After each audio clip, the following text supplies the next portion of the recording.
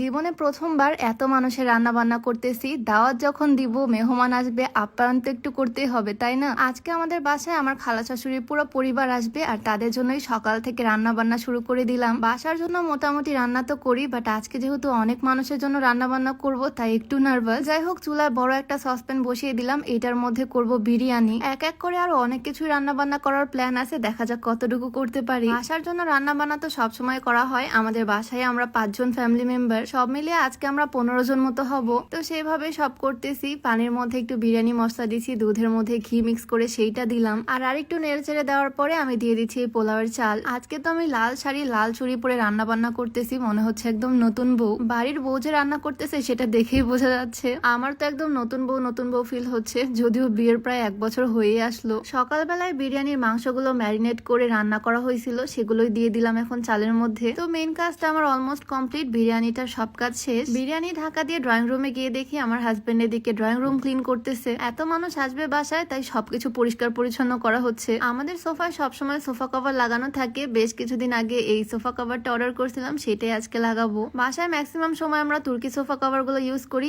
এবার আমি নিছি একদম সফট ম্যাটেরিয়াল একটা সোফা কভার। এই কভার গুলো দেখতে আমার ভীষণ ভালো লাগে, প্রিন্ট গুলোর জন্য বেশি ভালো লাগে, খুবই প্রিমিয়াম আর ক্লাসি লাগে। এই কাপড়গুলো একদমই খসখসে হয় না, খুবই সফট হয় আর খুবই কোয়ালিটিফুল। সে খুব যত্ন নিয়ে সোফা কভার গুলো পরাচ্ছে। সোফা কভার পরাতে সে একদম এক্সপার্ট। এই কভার গুলো আমি নিয়েছিলাম sofa cover zone by RSHT Facebook page থেকে। তাদের পেজ থেকে নেওয়ার কারণ হচ্ছে কোনো প্রবলেম হলে আমি এটা আবার রিটার্ন করতে পারবো, তাদের কাছে আফটার সেলস সার্ভিস থাকে। কভার গুলো পরানোর পর তো দেখতে ভীষণ ভালো লাগতেছে। তোমাদের সুবিধার্থে আমি sofa cover zone by RSHT পেজটা ডেসক্রিপশনে মেনশন করে দিব, যাতে তোমরাও নিজেদের ফার্নিচারের জন্য, সোফার জন্য এত সুন্দর সুন্দর কভার তাদের পেজ থেকে নিয়ে নিতে পারো। আর তাদের নাম্বারটা আমার স্ক্রিনে দেওয়া থাকবে, চাইলে তাদের সাথে যোগাযোগ করতে পারো। ইম্পোর্ট করা বেস্ট কোয়ালিটি ফেব্রিক্স তারা প্রোভাইড করে, বারবার ওয়াশ করে বছরের পর বছর ইউজ করা যাবে। সোফাতে কভার লাগানোর পর মনে হচ্ছে সোফাটা দেখতে একদম অন্যরকম লাগতেছে, লুকটা চেঞ্জ হয়ে গেছে। ড্রয়িং রুমটা অনেক সুন্দর লাগতেছে। তো ড্রয়িং রুমটা সুন্দর করে সাজিয়ে গুছিয়ে নিলাম। আর এদিকে আমার বিরিয়ানিও একদম ডান। বিরিয়ানি দেখে কার কার খেতে মন চাচ্ছে বলো তো? আমাদের বাসায় চলে আসো, তোমাদেরও দাওয়াত দিলাম। যাই হোক, এখানে বিরিয়ানি আমার কমপ্লিট, ঢাকা দিয়ে রেখে দিলাম। আর এখন করব গরুর মাংসের কালা ভুনা। সব রকমের মশলা, বাটা মশলা, গুঁড়া মশলা, তেল, যদিও বা সরিষার তেল, কালা ভুনার মশলা সবকিছু দিয়ে একসাথে মিক্স করে নিব।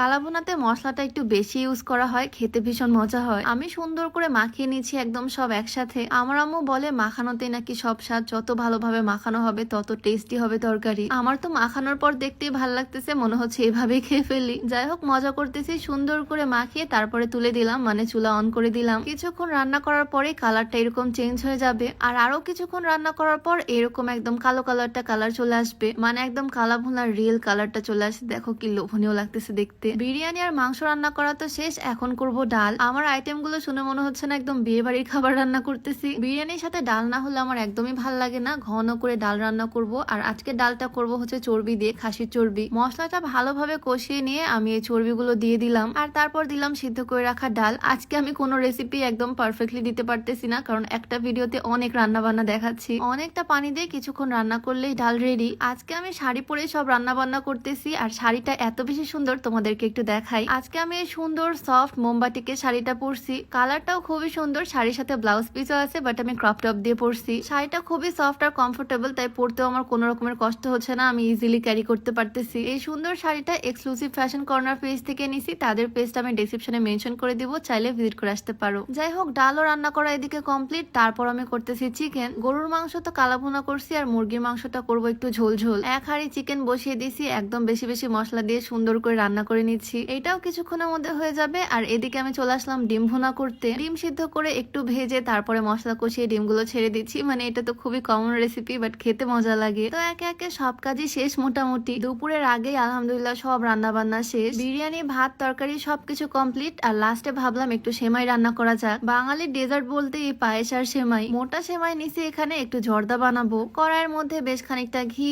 একটু চিনি দিলাম, আর তারপর এখন দিয়ে দিব এই সেমাই গুলো। এটা রান্না করা খুবই ইজি, বাট কড়াইয়ের মধ্যে নাড়তে একটু প্রবলেম হয়, এগুলোকে ভেঙে ভেঙে নাড়তে একটু সময় লাগে। এটা যদিও ঘরোয়া ডেজার্ট, বাহির থেকে তো দই মিষ্টি আনা হবেই। তো এই ছিল গেস্টদের জন্য আজকের রান্না বান্না আয়োজন। একদম শর্টকাটে তোমাদের সাথে একটু শেয়ার করলাম। খেতে ইচ্ছা করলে চলে এসো আমাদের বাসায়। তো যাই হোক, ভিডিওটা তোমাদের কাছে কেমন লাগলো অবশ্যই কমেন্টে জানিও। দেখা যাবে নতুন কোনো ভিডিওতে। সবাইকে আল্লাহ হাফেজ।